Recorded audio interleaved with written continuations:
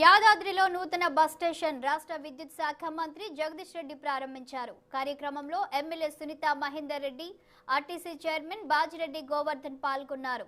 యాదాద్రీసుడి భక్తులకు అన్ని సౌకర్యాలతో కూడిన బస్ స్టేషన్ను సుమారు 7 కోట్ల రూపాయలతో నిర్మించినట్లు మంత్రి జగదీష్ రెడ్డి తెలిపారు. ప్రపంచంలో ఎక్కడ లేని విధంగా యాదాద్రిని ముఖ్యమంత్రి కేసీఆర్ అభివృద్ధి చేశారని కొనియాడారు. ఈ నేపథ్యంలో లక్ష్మీ నరసింహుడిని దర్శించుకునేందుకు నిత్యం 20,000 మంది భక్తులు వస్తున్నారని తెలిపారు. వారికి తగ్గట్లుగా అన్ని సౌకర్యాలు కల్పించామని పేర్కొన్నారు మంత్రి జగదీష్ రెడ్డి.